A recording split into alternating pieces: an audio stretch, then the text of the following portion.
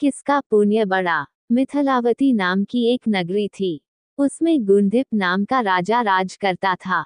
उसकी सेवा करने के लिए दूर देश से एक राजकुमार आया।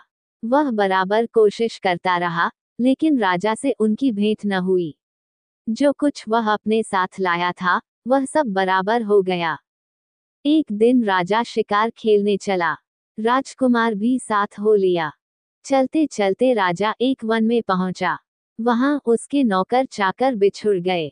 राजा के साथ अकेला वह राजकुमार रह गया। उसने राजा को रोका। राजा ने उसकी ओर देखा तो पूछा, तू इतना कमजोर क्यों हो रहा है? उसने कहा, इसमें मेरे कर्म का दोष है। मैं जिस राजा के पास रहता हूँ, वह हजारों को पालता है, पर उसकी निगाह मेरी ओर नहीं जाती। राजन, 6 बातें आदमी को हल्का करती हैं: खोटे नर की प्रीति, बिना कारण हंसी, स्त्री से विवाद, असज्जन स्वामी की सेवा, गधे की सवारी और बिना संस्कृत की भाषा। और हे राजा, ये 5 चीजें आदमी के पैदा होते ही विधाता उसके भाग्य में लिख देता है: आयु, कर्म, धन, विद्या और यश। राजन, जब तक आदमी का पुण्य उदय रहता है, तब तक उसके बहुत से दास रहते हैं। जब पुण्य घट जाता है तो भाई भी बैरी हो जाते हैं। पर एक बात है, स्वामी की सेवा अकार्थ नहीं जाती, कभी न कभी फल मिल ही जाता है।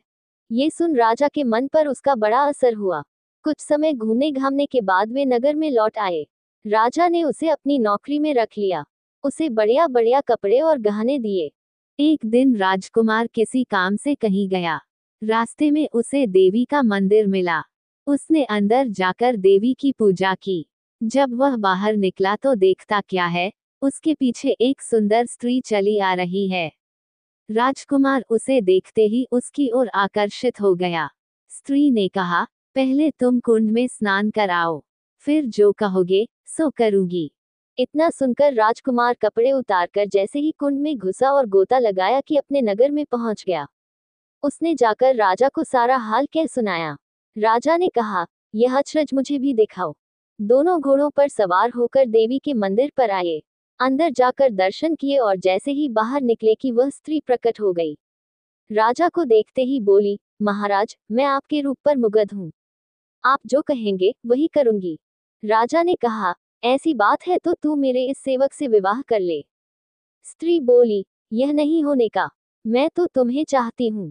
राजा ने कहा, सज्जन लोग जो कहते हैं उसे निभाते हैं, तुम अपने वचन का पालन करो। इसके बाद राजा ने उसका विवाह अपने सेवक से करा दिया। इतना कहकर बेताल बोला, हे राजन, ये बताओ कि राजा और सेवक दोनों में से किसका काम बड़ा हुआ? राजा ने कहा, नौकर का। बेताल ने पूछा, सो कैसे?